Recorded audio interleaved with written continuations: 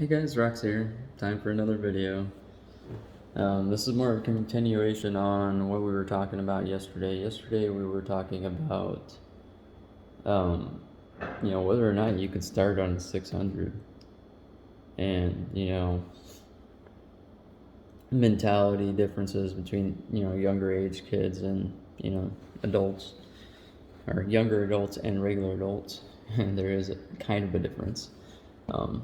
But what I didn't really go into, or I went into it just a little bit, but I didn't show you all what it looked like. The actual seating position, someone asked me a question about this, so I wanted to quickly go over that. Right now I'm on the 2020 just 650, and the seating position is very much just, you can kind of see it, but I'm sitting up, like, I'm trying to get a good picture of this kind of. Basically, you don't have to reach very far. You're not leaning forward. You're not tucked in, right? And you can see that I'm sitting very much just upright, okay?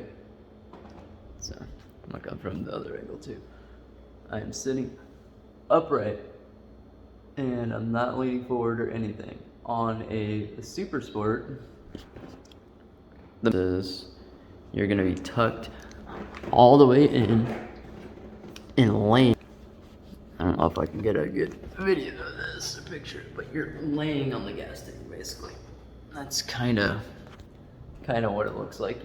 You're laying on the gas tank. Let's see if we can get it like this. So your butt's all the way back, your chest is on the gas tank, and you're on the handlebars and you're looking forward. And that's the main difference. You're kind of in an upright leaning position, like on the 650 you're not leaning as much, but on the 600s and the thousands you are literally damn near just laying on the gas tank. And when you're actually, like, if you do what I do, you are laying on the gas tank because you're trying to cut down that drag. So get off the bike so you can actually get a closer look here. Anyways, so you're gonna be sitting upright here. Now I already showed you what it looks like, but you're not gonna be leaning as much. Whereas if you were on, 600 or 1000, you're gonna be laying across this, and usually this is shallower, it's like down like this. So you're gonna be tucked in a lot more. These handlebars, clip-ons, whatever, these aren't clip-ons, but the handlebars on this bike or the clip-ons on a Super Sport are gonna be much lower. Like these are up high. It's more of like a comfortable ride instead of for racing. You can't really race this bike. This bike is very slow.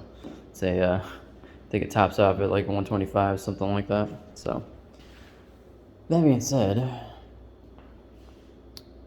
there's definitely a big difference between the two in terms of how you sit. And that's on purpose because, motorcycles are purpose built. And, this 650 built for basically just cruising on the highway and relaxing or whatever. Now it may look like a sport bike because Kawasaki makes sport bikes, right? But in reality, this is pretty much just a full fairing naked bike. That's just all these plastics designed to cut wind and all that, but it's completely pointless on this bike. This bike, like, honestly should have been naked. Probably would have suited me better for it to be naked, to be honest. It was a great bike to learn on, for damn sure, and I enjoyed every minute of it. But for what I want to do and for what I'm doing, this just does not meet the requirements. So, that's just the brief overview of that, and I guess we'll give you another quick update with what's going on with the bike. Got insurance coming out tomorrow, or today, rather. I was gonna say tomorrow, but yeah, like at 9 a.m. It's like 7 something right now, 7:30 probably, so I'm up early. I didn't get much sleep because I was playing pool last night with some friends. So, what we're gonna do, insurance is gonna look at it. Once insurance is done looking at it, I'm gonna start taking off all the other fairings, and we will go from there. we had some small hiccups with the swing arm, unfortunately. Apparently, the CBR, what is it, 1000 R 2017 to 2019 is different from the SP model. The SP model has a bigger axle, and the pivot point's a little bit different. It's just off by like 1/8 of an inch, maybe even less.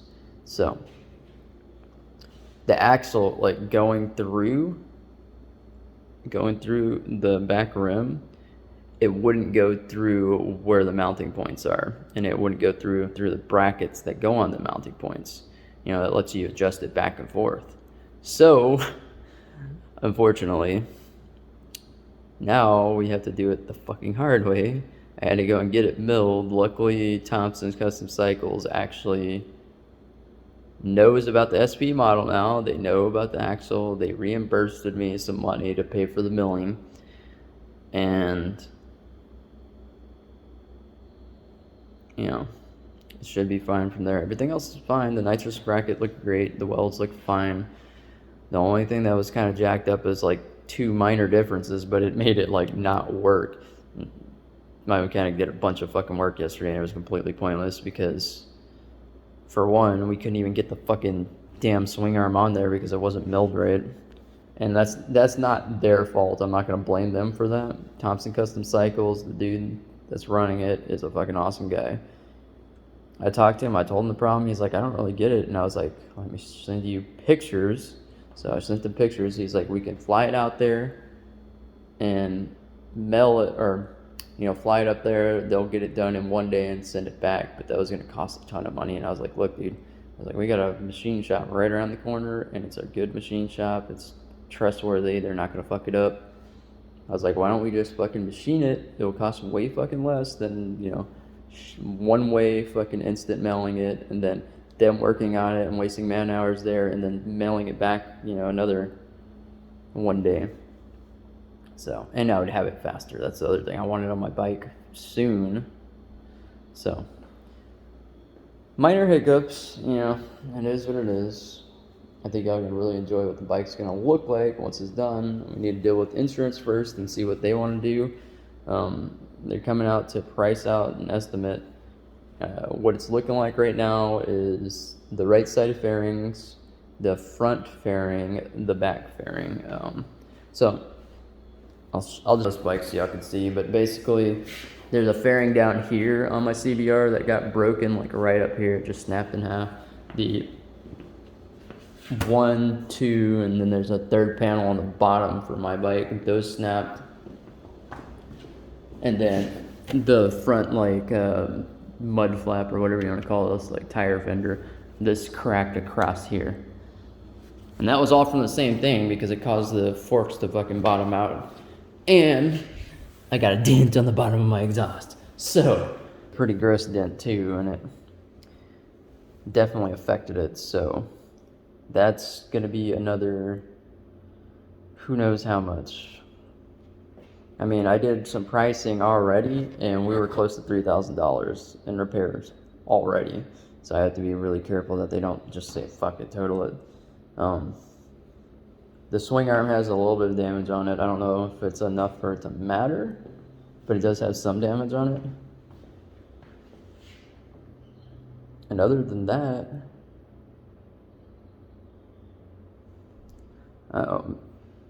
the adjuster may look at it a little bit more and see what the deal is, but, you know, we're going to go with what we have here. We're going to show them, you know, everything that's damaged.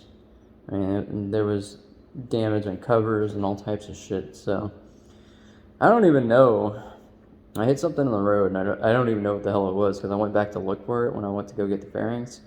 It wasn't there, so somebody fucking moved it, whatever the fuck it was, and it fucked my shit all up. And luckily I didn't go down. You know, I was going highway speed. 70 miles per hour going down is pretty dangerous. So, I'll update y'all again whenever I get more info. But for now, this was just a video kind of trying to show y'all seat positioning. Next time I'll have my camera lady work on it, and hopefully that'll help give you an even better look, because it's kind of hard. Let me do one more thing here since we're here. I'm going to try to face this like face that this way. One more time for y'all. I'm gonna put this on my garage door. Just one more time. Y'all can see me. I'm gonna get on this bike. This is what it looks like. So yeah, I'm sitting upright and I'm only leaning forward maybe a couple of inches. Now, if I'm on Super Sport, my butt's gonna be all the way back and I'm gonna be tucked in, and these clip-ons are gonna be much lower, so I'm gonna be like this. With my helmet on and looking straight up. That is basically the difference. Now, on the 650, the windshield sucks. I'm just gonna go ahead and put that out right now. Windshield on 650 sucks. This is a trash windshield. There's ways to get around it, but the Super Sports, the reason why I fell in love with them right off the bat, not just because they're fast, but because the windshield didn't suck. Anyways, I hope that answers the question, and there's extra update material in there, and I think this should be everything. Anyways, if you're new here, please consider subscribing. We're building the channel from scratch, and we're going to get plenty of videos in, I promise you. The bike's already almost up and running, and we're going to get plenty of content of me gapping people, getting gapped, riding, having fun. We got a big get-together coming up, so it's going to be a lot of fun. And if y'all enjoyed the video, go ahead and leave a comment below. Like the video, all that stuff. If you got any other questions, please don't hesitate to ask. If I don't know the answer, I guarantee you the guy that tunes my bike knows it. So, any questions, let me know. Alright, see y'all in the next one.